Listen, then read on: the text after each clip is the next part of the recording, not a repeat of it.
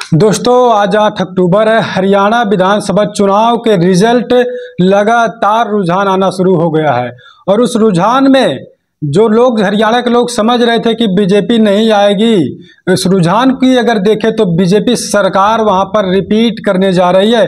और बात हम सबसे बड़ी बात करेंगे बीएसपी और आईएनएलडी की। आखिर में बीएसपी की पोजीशन वहां पर क्या है और साथ में आईएनएलडी इंडियन नेशनल लोक दल बहुजन समाज पार्टी क्या कुछ वहां पर अपना वर्चस्व बचा पाएगी या फिर नहीं बचा पाएगी, कितनी सीटें जीतने जा रही है बीएसपी और आईएनएलडी गठबंधन वहां पर मजबूती से चुनाव लड़ रहा था। लेकिन सबसे बड़ी बात हम करें, सुबह से रुझान आने शुरू हो गए थे। मेरे पास कुछ नोट हैं, इसमें आपको बताने का प्रयास करूंगा बीएसपी कहां से जीत रही है। बीएसपी के प्रत्याशी बड़े वोटों से, मैं कहूंगा कि बहुत बड़े वोटों से बीएसपी के प्रत्याशी जीत हासिल करते हुए नजर आ रहे हैं। लिस्ट में नाम है, मैं आपको बताऊंगा। और इलेक्शन कमीशन की जो रिपोर्ट अभी तक आ रही है उस रिपोर्ट की भी आपको मैं दिखाने का प्रयास करूंगा और आप देखकर अंदाजा लगा सकते हैं कि बीएसपी वहां पर कौन सी सीटों पर विजय प्राप्त कर रही है और आईएनएलडी की कितने सीटें निकल रही हैं। और वहीं हम बात कर लेते हैं कि आम आदमी पार्टी वहां पर लड़ रही थी, उसके बाद जेजेपी लड़ रही थी। जेजेपी ने गठबंधन किया था आज़ाद समाज पार्टी से।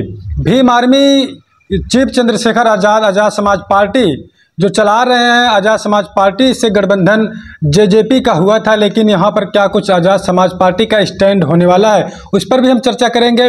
लेकिन बात कर लेते हैं बीजेपी और कांग्रेस की।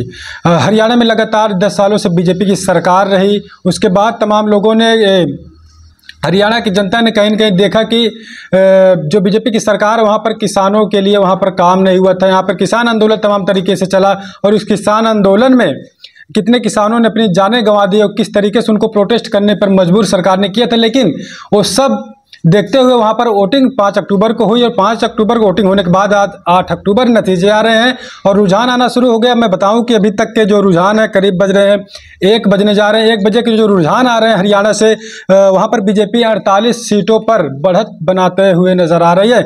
वहीं अगर हम बात कर लेते हैं कांग्रेस, अभी सुबह के जो रुझान आ रहे थे, पेटियां जो खुल रही थी सुबह में, पेटियां सुबह में जो खुली वहां पर कांग्रेस 50 से प्लस जा रही थी। और विधानसभा की सीटें जो हरियाणा में 90 सीटों पर चुनाव हो रहे हैं, 45 से 46 सीटें बहुमत चाहिए। अगर जिसके पास 45-46 सीटें आती है वो बहुमत से वहाँ पर सरकार बना पाएगा।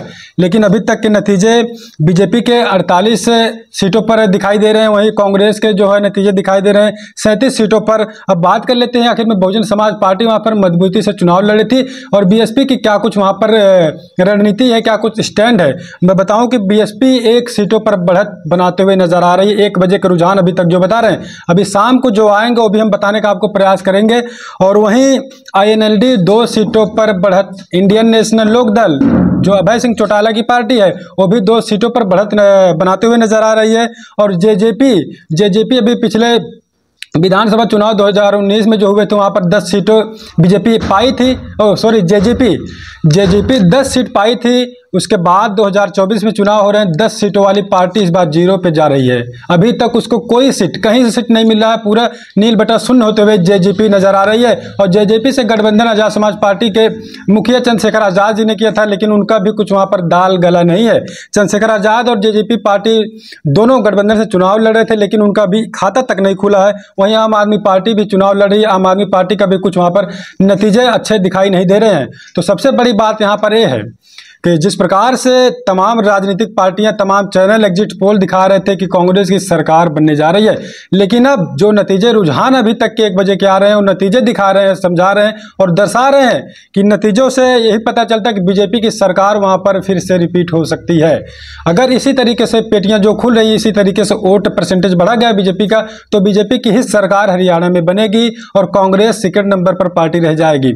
वहीं बता दूं बीएसपी सुप्रीमो मायावती लगातार वहां पर अभय चौटाला से गठबंधन करके चुनाव मैदान में थी और आकाश आनंद बीएसपी के नेशनल कोऑर्डिनेटर वो भी लगातार प्रचार प्रसार करते हुए नजर आ रहे थे। ऐसा लग रहा था कि बीएसपी को कुछ वहां पर अच्छा रिजल्ट देखने को मिल सकता है, लेकिन मात्र 1 सीट पर बीएसपी अभी जीत बनाते हुए नजर आ रहे हो। सीट में आपको अगर बताऊं कि हरियाणा की अटेली विधानसभा की सीट है, अटेली विधानसभा की सीट है जिसपे बीएसपी के प्रत्याशी बताऊं कि 6881 वोटों से आगे जाते हुए नजर आ रहे हैं। अटेली विधानसभा से बीएसपी के प्रत्याशी 6,881 वोटों से बढ़त बनाते हुए नजर आ रहे हैं, जिनका नाम है अतरलाल। अतरलाल अटेली से विधानसभा के प्रत्याशी बीएसपी से हैं, वो बढ़त बनाते हुए नजर आ रहे हैं। तो आप क्या कुछ सोचते हैं, हमको कमेंट करके जरूर बताइएगा। आप अभी लोग सोच रहे थे कि आखिर में कांग्रेस की सरकार हो सकता है हरियाणा में बन जाए, लेकिन सुबह के नतीजे जो आ रहे थे, रुझान आ रहे थे, लग रहा था कि कांग्रेस की सरकार बहुमत से बनने जा रही है।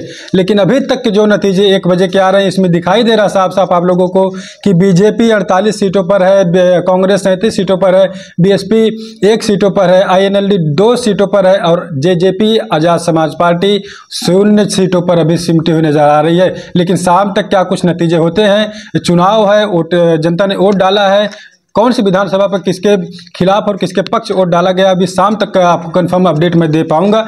कौन सीट किसके खाते में जा रही है और कौन वहां पर बहुमत से सरकार बना रही है। तो आप क्या कुछ सोचते हैं, हमको कमेंट करके जरूर बताइएगा।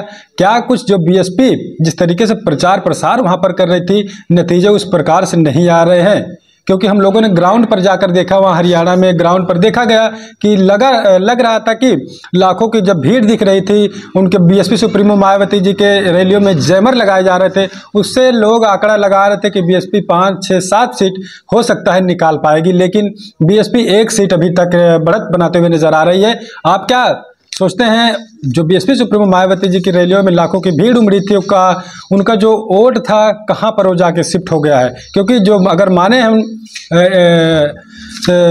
चुनावी नतीजे, तो वहाँ पर अनुसूचित जाति का जो वोट है 21-22% वोट है, लेकिन वो वोट कौन सी पार्टी में शिफ्ट होता है? आप क्या कुछ सोचते हैं, उसको हमको कमेंट करके आप बताइएगा। तो अभी 1 बजे के रुझान आ रहे हैं, 1 बजे के रुझान को हम आपको बताने का प्रयास हमने किया। जो रुझान आ रहे हैं, क्या लगता है उस रुझान के जरिए ही सरकार बनने वाली है? अगर इस रुझान ये सही हुआ तो बीजेपी की सरकार बनेगी और कांग्रेस सेकंड नंबर पर, सेकंड पोजीशन पर रहेगी। बीएसपी अभी तक 1 सीटों पर है, उसके बाद जेजेपी 0 सीटों पर, आजाद समाज पार्टी गठबंधन में जेजेपी थे 0 सीटों पर और आईएनएलडी 2 सीटों पर। तो आप क्या कुछ सोचते हैं, हमको कमेंट करके जरूर बताइएगा। हम आपको अपडेट शाम को जरूर दिखाएंगे किसकी सरकार बनेगी और किसकी सरकार नहीं बनेगी। तो दोस्तों, सबसे बड़ी बात यह है कि लगातार मीडिया बीएसपी के रैलियों को कवर नहीं करती थी और उनके बीएसपी पार्टी के खिलाफ हमेशा से प्रोपेगेंडा फैलाया जा रहा था। जब 5 अक्टूबर को वोटिंग हुई, उसके बाद से जब एग्जिट पोल लगातार मीडिया एजेंसियों के द्वारा दिखाए जा रहे थे, तो उसमें बीएसपी और आईएनएलडी, इंडियन नेशनल लोक दल का जो नाम था, उस नाम को ही दिखाया नहीं जा रहा था। तो ये भी कहीं न कहीं बड़ी साजिश हो सकती है। तो अब नतीजे तो बीजेपी के पक्ष में जाते हुए नजर आ रहे हैं। आप क्या कुछ सोचते हैं, हमको कमेंट करके आप बताइएगा। हम आपको शाम को अपडेट जरूर दिखाते रहेंगे।